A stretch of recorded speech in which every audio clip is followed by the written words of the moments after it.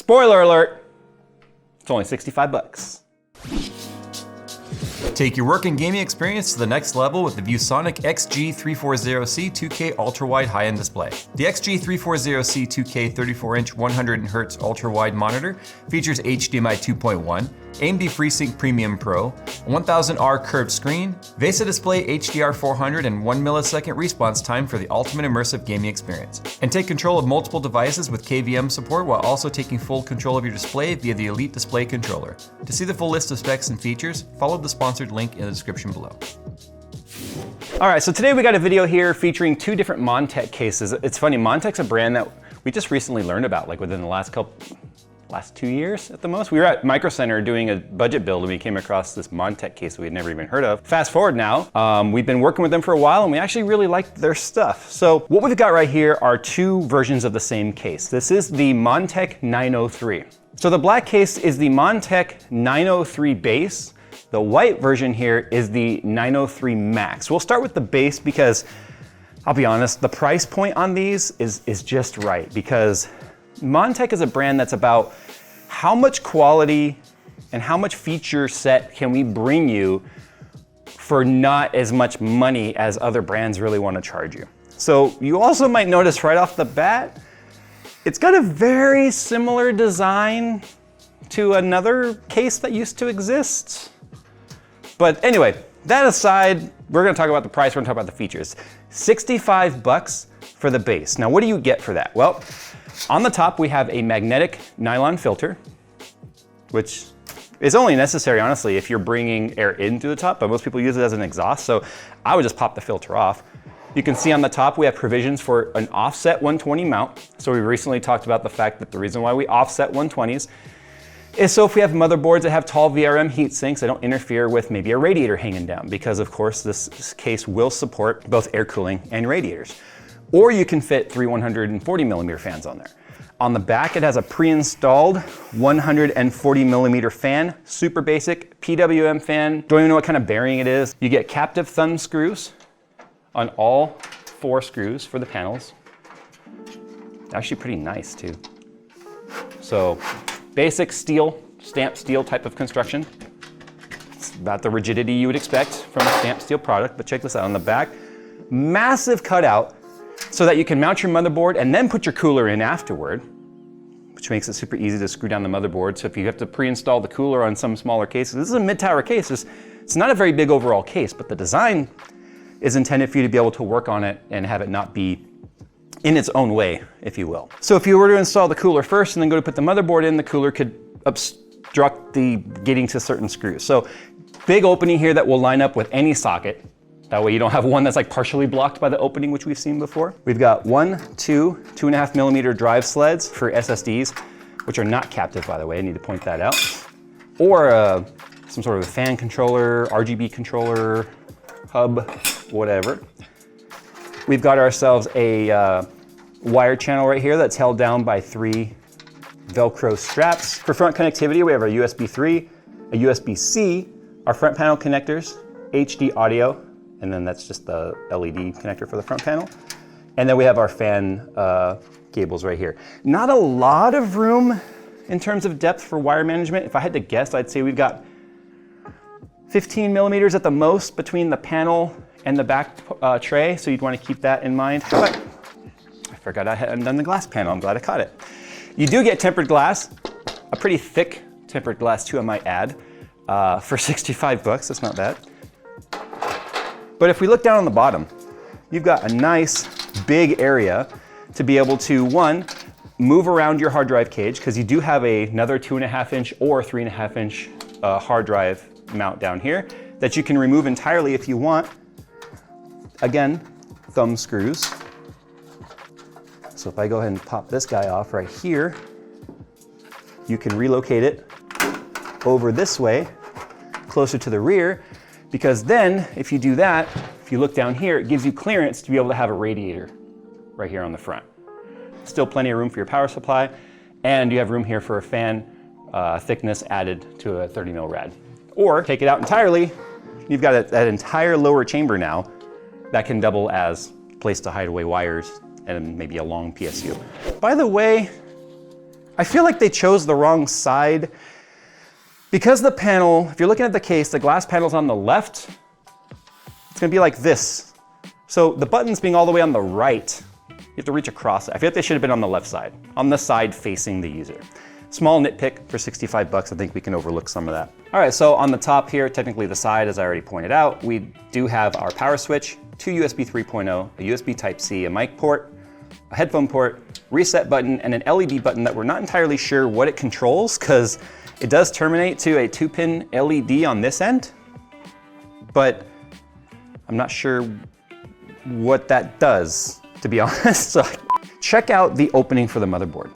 Look at the size of this thing. We have standoffs that go all the way over here because I guess if you wanted to use this as a server in some way, it does support all the way up to SSI EEB, which is super, super insane, extra big.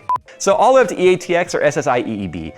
Remember that W3175X crazy Intel 24 core 48 thread thing we had to water cool back in the days? Like that would fit in here. It would literally be like from the front to the rear, but it would fit.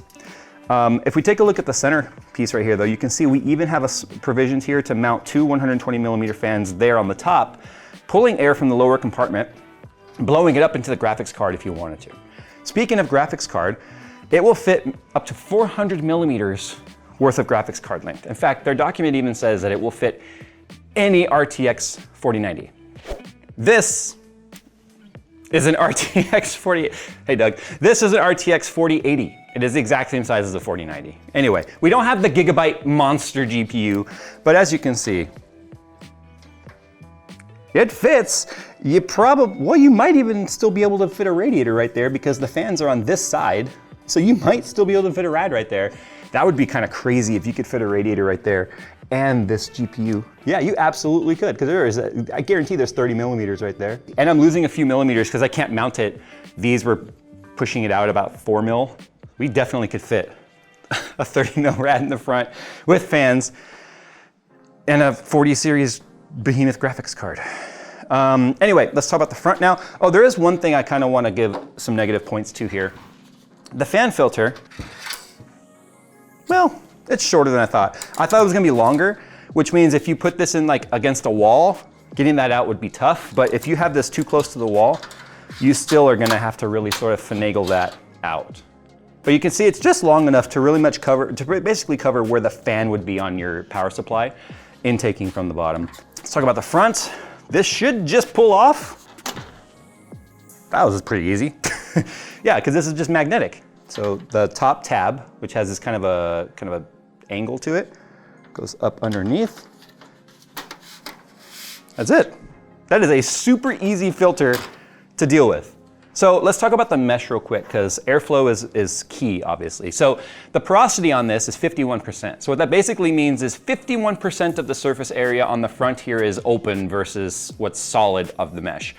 That means it's just enough to say it's slightly more open than not. It's a bit finer mesh than a lot of other cases would have, but that's because this particular front mesh panel is also doubling as the filter.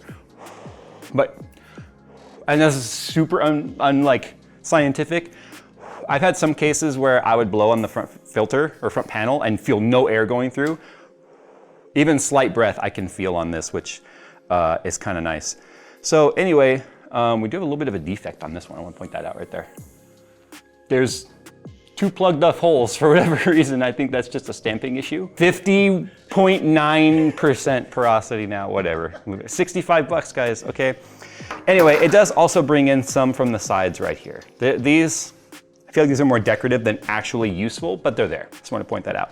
But if you take a look at the fans on the front, there is an air gap between the face of the fan and the mesh panel. If those fans were right against the mesh panel, believe it or not, there'd be less airflow than if you have an air cushion in front of it. So what that does is it creates sort of a vacuum between the mesh and this, which helps pull air through. And then you get more surface area of airflow going through the fan than just the cone shape in front of the fan. I'll have to show this with smoke someday to show how like a gap is a better thing to have than the fan right up against the filter. Not to mention it helps with acoustics, because as the blades are turning and going past any sort of obstruction or resistance, it makes a sound that can be very annoying. Last thing I want to talk about here is the pass-throughs. So we do have a pass-through right here, which would be very useful, and they're non-grommeted. They're just open, as you can see. A grommets would be nice, but again, 65 bucks. This is perfect for bringing cables up to your graphics card. However, if you are gonna be using a 4090 or such, being able to fit it is only half of the story. Is there enough room between the side of the card and the panel to fit the cable? In this instance, the answer is actually yes. So if I turn it this way, there is a fair amount of gap between the side panel and the plug. And if you start using any 90-degree plug, and I'm not even talking about an adapter, like companies are now making 90-degree ends on the cable, that's recommended for any 40 series in any case, honestly. I want to clarify something too. The LED button, like I said, does terminate to just a 2-pin kind of a header. That's because the base does not come with the ARGB controller hub as well as a fan hub. So you can add it though. You can source it from Montech, add it, and then you have the header provision already for it. So I like the fact that it's not just a blocked off hole that's like, oh, there's no LED controller. You can expand it to using the Montech one later if you want. And then the last thing to mention here in terms of dimensions, if you're not using water cooling or whatever, you do have a support height of up to 180 millimeters for your tower coolers before you hit the side panel. So as long as your tower cooler is under 180 millimeters or 180 millimeters and below, it won't interfere where you can't put the side panel back on. So now that we've taken a look at the base, let's just go ahead and take a look at the max now so you can see what's different. Oh, one other thing. 65 bucks for the black model, 69 or nice bucks for the white model. It's $4 more for white. It makes sense that they would do that. Believe it or not, you can talk to any case manufacturer. Black sells like 9-to-1 versus white. So most people do just go with the base black case. White costs more to manufacture and there are lower yields on those in terms of sales. They cost more to make up for it. But again, $4, $4, come on. Everything on this is essentially the same. You get the same filter, and this just happens to be the white version. You get these stainless screws, and we noticed this on the other Montech case that we had taken a look at. You get these stainless captive screws, which are really nice. The rear and everything else about the Max is pretty much identical, except for a couple of things. Here is the hub I was just talking about. You can see how there's 2 screw holes that are screwing that down. And we've got 1, 2, 3, 4, 5, 6 headers for fans. You can see the screws provisions are right there. So if you source it from Montech, you can add it to the base if you want. I'm gonna tell you in a second why that's a bad idea, okay? Just simmer down. So the difference on cables on this end, you can see it's not exactly the most cable managed out of the box. I mean, you're gonna be redoing all this anyway. It's all the same front panel connectors. The difference is you now have an ARGB header that has to connect to your motherboard or whatever source of RGB, as well as the PWM header to give PWM signal to the hub. Now the hub can support 1, 2, 3, 4, 5, 6 ARGB devices. This is the input right here. And then, like I said, 6 fans, and then it gets the signal from these 2 right here. This is that LED header that was on the other case. So now you see if you just screw it down and plug that in, you have the hub right there. The only difference between the base and the Max is the hub and the fact that you get 3 140 millimeter pre-installed ARGB fans in the front and a basic white fan in the back. So 140 millimeter fan in the back, non-RGB, and an extra ARGB fan in the front. So now you have 4 pre-installed fans. The header supports up to 6 on the hub, and that's really the difference there, is you're getting the hub and the extra fan for $10 more. 75 bucks for the black or $79 for the white. Budget stuff is becoming fun because companies now know people are not sitting around going, how can I waste money today? They want to know, what can I get for my money? I've got my money and I want to hang on to it, and if I'm going to give it up, it's going to be for something good. Although the design aesthetic might not look incredibly unique, I don't think people shopping on a budget are going to care, if you want to know the truth. 65 or 69, depending on white or black for the base. 75 or 79 for black or white. For the difference of 10 bucks, I don't think you could buy the controller and another fan from Montech. Just get the Max if you care about the ARGB and even if you don't care about the RGB, Pay the 10 bucks more for the hub for wiring simplicity and the extra fan. Don't turn on the RGB if you don't want it. It's funny how that works, huh? Anyway, there you go, guys. You guys have asked for some more like affordable type stuff. It is gonna be hard pressed to find another case in this price point that gives you solid steel construction, and this one is fully disassembled right now. It's pretty rigid. Montech, man. They are definitely, if this were a video game, Tyson is all the big brands, Montech is Little Mac, working its way up through the ranks. I'm falling like more in love with this brand as time goes on because of the fact that you get so much value for it. So if you guys are looking for a case that's not gonna break the bank and literally comes in well below the other guys, but gives you pretty much equivalent feature sets, you owe it to yourself to look at the link in the description and go and check them out. All right, guys, thanks for watching. Obviously, a huge thanks to Montech for sending us these cases to take a look at. I said to the team today, I wanna do like an $800, $750 build. I think I know what case I gotta start with.